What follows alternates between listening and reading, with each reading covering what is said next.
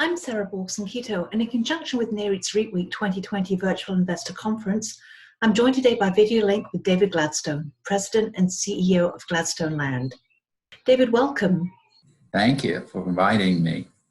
The last few months have seen a surge in demand for grocery store items. How have your farm tenants been keeping the shelves stocked with fresh fruit and vegetables? Yeah, we're lucky that most of our farmers are selling to grocery stores and not to restaurants.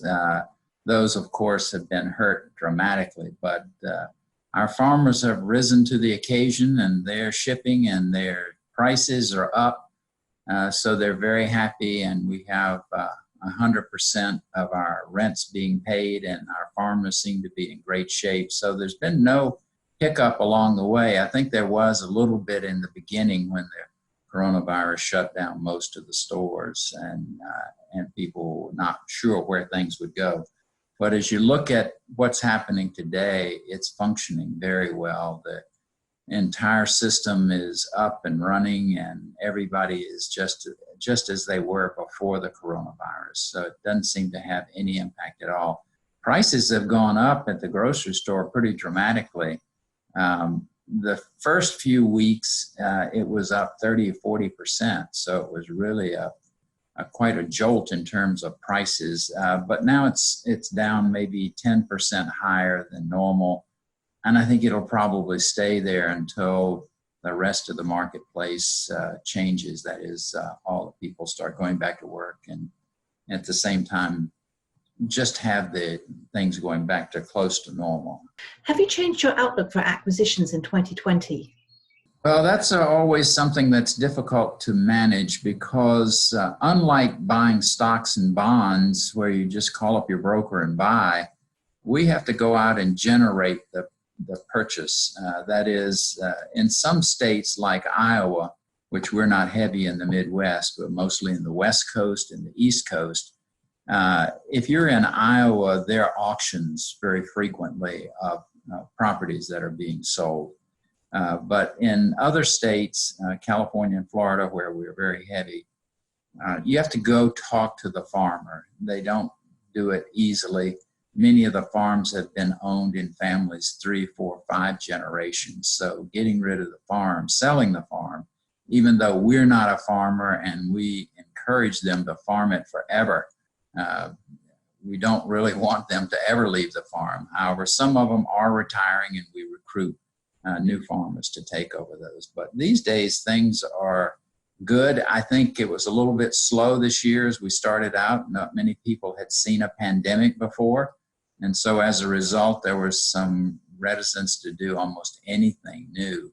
And so we're just getting back in now. I think we've got a closing that'll happen really soon, be the first one in a certain area. So we're very excited about opening new areas there.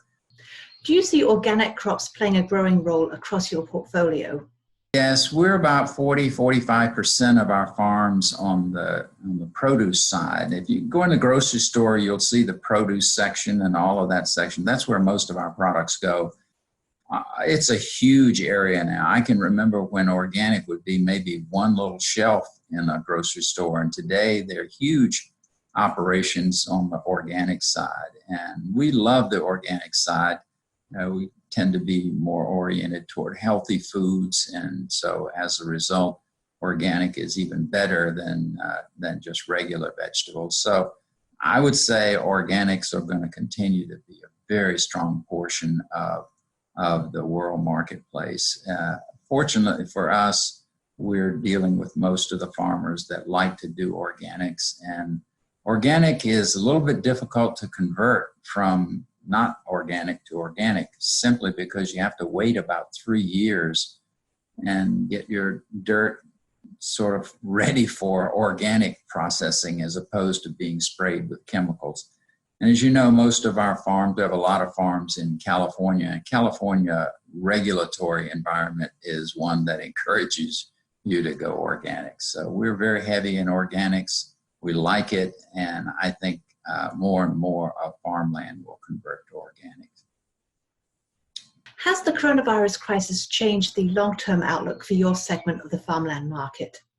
I don't think it's going to bother us at all. In fact, we're probably better off with the coronavirus simply because people are eating from the grocery store and not from the restaurants. Restaurants buy product and they buy quite a bit, but for us, most of our farmers they get together with the grocery store, say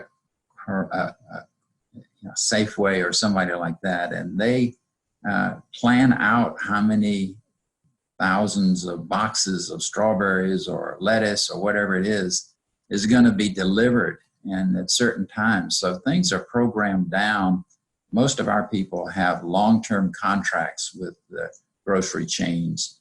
And so as a result, they're pretty much fixed and in place. And unless consumption goes up dramatically, there really isn't a lot of room for new people to come in, because once the grocery store or a chain decides they want 15 truckloads of strawberries delivered to their various ports of entry, that is, if it's New York, you're going into Kroger's place in New York, and they divide it up and take it to the stores. So you're shipping from California out there or Florida up there.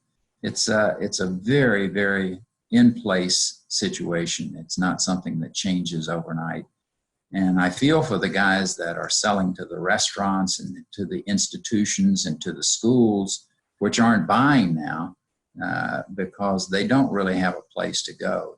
They've been able to come into the stores somewhat, but not much, because most of us are selling to the stores, and as a result, we don't give up our position easily. David, thanks so much for joining me. Well, you're welcome anytime. And for more news and information on REITs and listed real estate, be sure to visit NAREIT's website, REIT.com.